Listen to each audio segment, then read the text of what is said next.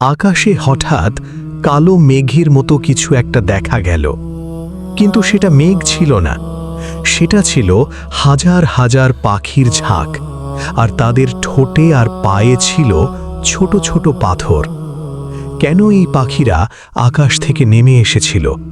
কাদের ধ্বংস করার জন্য আল্লাহ পাঠিয়েছিলেন এই অদ্ভুত সৈন্যবাহিনী? আজকের গল্পে জানব একটি হাতির বাহিনী কিভাবে থমকে গিয়েছিল কাবার সামনে, আর কিভাবে ছোট ছোট পাখি হয়ে উঠেছিল একটি বিশাল সাম্রাজ্যের পতনের কারণ। এই ঘটনার সময়টা প্রায় 570 খ্রিস্টাব্দ, যে বছরে পৃথিবী পেয়েছিল তার শ্রেষ্ঠতম মানুষ, নবী মুহাম্মদ সাল্লাল্লাহু আলাইহি ওয়াসাল্লাম। তখনও তিনি জন্মগ্রহণ করেননি। মক্কা তখন আরবের সবচেয়ে গুরুত্বপূর্ণ শহর, কারণ এখানেই ছিল কাবা ঘর। দূর দূরান্ত থেকে মানুষ আসত এই ঘরের চারপাশে। ব্যবসা হতো, হজ হতো, সম্মান করা হতো এই পবিত্র স্থানকে। মক্কার এই মর্যাদা অনেকের চোখে বিদ্ধ, বিশেষ করে একজনের চোখে। তার নাম আব্রাহা। আব্রাহা ছিলেন ইয়েমেনের শাসক, হাবশা বা আবিসিনিয়া সাম্রাজ্যের পক্ষ থেকে নিযুক্ত। তার ক্ষমতা ছিল, সম্পদ ছিল, কিন্তু একটা জিনিস ছিল না, মানুষের সেই আনুগত্য যা তারা কাবার প্রতি দেখাত। তাই তিনি একটা পরিকল্পনা করলেন। ইয়েমেনের রাজধানী সানায় তিনি বানালেন এক বিশাল জাঁকজমকপূর্ণ গির্জা, নাম দিলেন আল কুলাইস। উদ্দেশ্য একটাই, আরবের মানুষকে কাবার বদলে এই গির্জার দিকে টেনে আনা। তিনি ঘোষণা দিলেন, এখন থেকে মানুষ হজ করতে এখানে আসবে, কাবায় নয়। কিন্তু আরবের মানুষের হৃদয়ে কাবার যে জায়গা, তা কোনো গির্জা দিয়ে পূরণ করা যায় না। কুরাইশ গোত্রেরই একজন লোক ক্ষুব্ধ হয়ে রাতের অন্ধকারে সেই গির্জায় ঢুকে অসম্মান করে বেরিয়ে আসে। আব্রাহার কাছে খবর পৌঁছল। তিনি রাগে কাঁপতে লাগলেন। তিনি শপথ নিলেন, কাবাকে তিনি মাটির সাথে মিশিয়ে দেবেন, চিরদিনের জন্য মুছে ফেলবেন এই ঘরের অস্তিত্ব। তার আদেশে প্রস্তুত হলো এক বিশাল বাহিনী, হাজার হাজার সৈন্য, আর সবচেয়ে ভয়ঙ্কর ব্যাপার, সেই বাহিনীতে ছিল হাতি। সে যুগে আরবের মানুষ হাতি দেখেইনি কখনো। সবচেয়ে বড় হাতিটির নাম ছিল মাহমুদ। আব্রাহার এই বিশাল বাহিনী যখন মক্কার দিকে এগোতে শুরু করল, খবর ছড়িয়ে পড়ল পুরো আরবে। পথে যে গোত্রগুলো বাধা দেওয়ার চেষ্টা করল, তাদের পরাজিত করে এগিয়ে গেলেন আব্রাহা। কেউ থামাতে পারল না তাকে। মক্কার কাছাকাছি পৌঁছে তার সৈন্যরা লুট করল আশেপাশের উট। এর মধ্যে ছিল 200টি উট, যেগুলোর মালিক ছিলেন মক্কার তখনকার সবচেয়ে সম্মানিত ব্যক্তি, আব্দুল মুত্তালিব। তিনি ছিলেন কুরাইশদের নেতা, আর তিনি ছিলেন নবী মুহাম্মদ সাল্লাল্লাহু আলাইহি ওয়াসাল্লামের দাদা। মক্কাবাসীর মনে তখন একটাই প্রশ্ন, এত বড় বাহিনীর সামনে কি করবে তারা?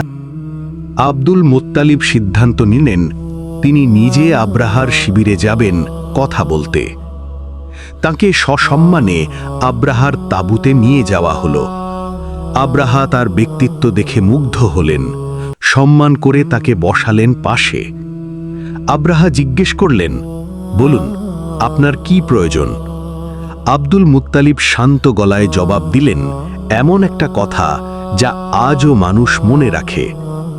তিনি বললেন, আমি উটের মালিক, তাই উটের জন্য কথা বলছি, কিন্তু এই ঘরেরও একজন মালিক আছেন, তিনি তার ঘর রক্ষা করবেন। এই কথা বলে তিনি ফিরে গেলেন, আর মক্কাবাসীকে বললেন পাহাড়ের আড়ালে আশ্রয় নিতে।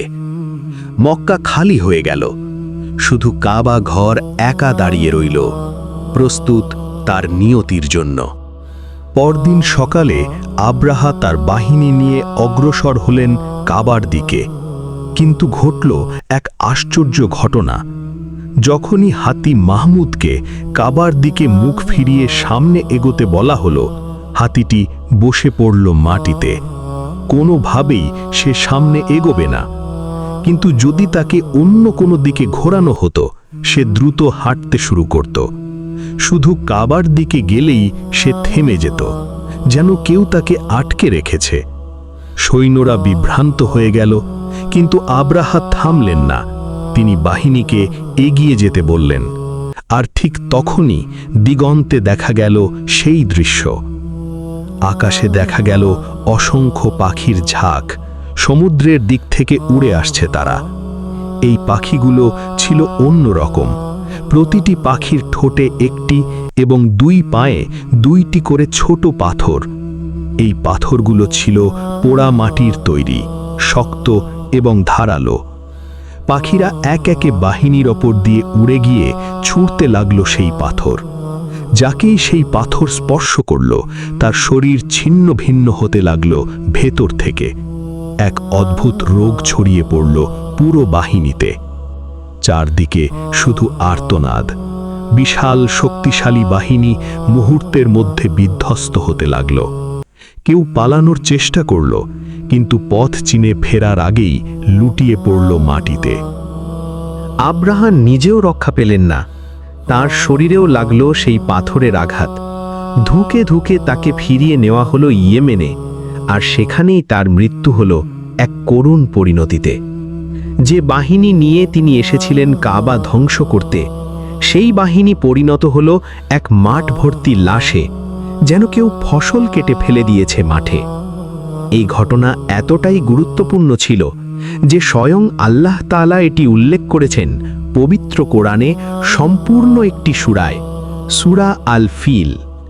আল্লাহ বলেন, তিনি তাদের ওপর পাঠিয়েছিলেন ঝাঁকে ঝাঁকে পাখি, যারা তাদের উপর নিক্ষেপ করেছিল পোড়া মাটির পাথর, আর তাদের বানিয়ে দিয়েছিলেন খাওয়া তুষের মতো চূর্ণ বিচূর্ণ। এই ঘটনার নামেই সেই বছরকে বলা হয় আমুল ফিল, হাতির বছর। আর এই বছরই জন্মগ্রহণ করেন বিশ্বনবী মুহাম্মদ সাল্লাল্লাহু আলাইহি ওয়াসাল্লাম। ভেবে দেখুন, একটা এত বিশাল বাহিনী হাতি নিয়ে, অস্ত্র নিয়ে প্রস্তুত হয়ে এসেছিল কাবা ধ্বংস করতে, আর আল্লাহ তাদের ধ্বংস করলেন ছোট্ট কিছু পাখি দিয়ে। এই ঘটনা আমাদের শেখায়, আল্লাহর সাহায্যের জন্য বড় বাহিনী লাগে না। তিনি যখন চান, তখন সবচেয়ে ছোট জিনিসও হয়ে ওঠে সবচেয়ে বড় শক্তি। আপনার কি মনে হয়, এই ঘটনা থেকে আজকের যুগে আমাদের কি শিক্ষা নেওয়া উচিত? কমেন্টে জানান। ভিডিওটি ভালো লাগলে চ্যানেলটি সাবস্ক্রাইব করে রাখুন, পরবর্তী ইসলামিক ইতিহাসের গল্পগুলো মিস করবেন না। আসসালামু আলাইকুম।